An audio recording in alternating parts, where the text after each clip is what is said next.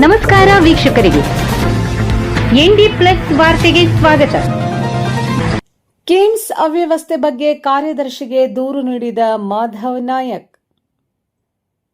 ಕಾರವಾರಕ್ಕೆ ಸರ್ಕಾರಿ ವೈದ್ಯಕೀಯ ಕಾಲೇಜು ಸ್ಥಾಪನೆಯಾಗಿ 12 ವರ್ಷ ಕಳೆದರೂ ತಜ್ಞ ವೈದ್ಯರಿಲ್ಲದೆ ರೋಗಿಗಳು ತೊಂದರೆ ಅನುಭವಿಸುತ್ತಿದ್ದಾರೆ.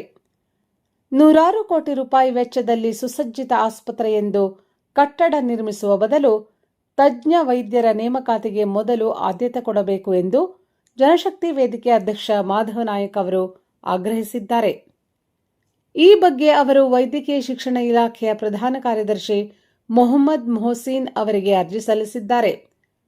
ಕಿಮ್ಸ್ ಪ್ರಭಾರಿ ನಿರ್ದೇಶಕಿ ಡಾ ಪೂರ್ಣಿಮಾರವರನ್ನು ಬದಲಿಸಿ ಅನುಭವಿ ಸಮರ್ಥ ನಿರ್ದೇಶಕರನ್ನು ನೀಡಬೇಕು ಎಂದು ಪಟ್ಟು ಹಿಡಿದಿರುವ ಅವರು 450 ಹಾಸಿಗೆಯ ಹೊಸ ಕಟ್ಟಡದ ಮೇಲ್ಛಾವಣಿ ಕುಸಿದು ಬಿದ್ದಿರುವುದನ್ನು ಗಮನಕ್ಕೆ ತಂದಿದ್ದಾರೆ.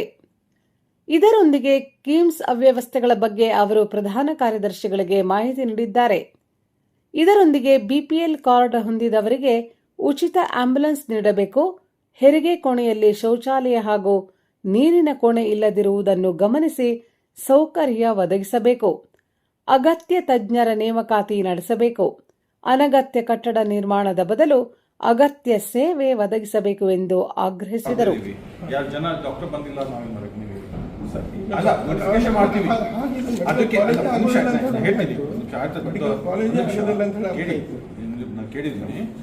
ಈಗ ಇಂಟರ್ನಲ್ ರಿಸರ್ವೇಷನ್ ಸಮಸ್ಯೆ ಇದೆ, ಅದು ಆದಮೇಲೆ we are going to notify for the permanent post.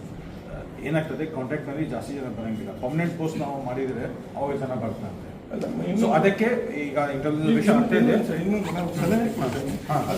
ನೋಡಿ ಸರ್, ಮೊದಲು ಎಲ್ಲರೂ ಕಟ್ಟಿಂಗ್ ಮಾಡಿ ಡಾಕ್ಟರ್ ತಗೊಳ್ತಾ ಇದ್ದೀವಿ. ಈಗ ಇಲ್ಲಿ ಬಂದಂಥ ಡಾಕ್ಟರ್ಗೆ ಬೇರೆ ಕಡೆ ಎಲ್ಲೂ ಅವರಿಗೆ ಹೋಗ್ಲಿಕ್ಕೆ ಅವರಿಗೆ ಅವಕಾಶಗಳು ಕಡಿಮೆ, ಇಲ್ಲಿ ಸಿಟಿ ಅಂತದ್ದು ಇಲ್ಲ. ಆ ಡಾಕ್ಟರ್ ಸಹಿತ ಕೋಟ್ಯಾಂತರ ರೂಪಾಯಿ ಖರ್ಚು ಮಾಡಿ ಕಲ್ತಿರ್ತಾರೆ, ಅವರಿಗೂ ಸಹಿತ ತಕ್ಕ ಆಯಾ ಇದು MCH ಮನವಿ ಕೊಟ್ಟಿದೆ, ನಾವು ಪರಿಶೀಲನೆ ಮಾಡ್ತಾರೆ.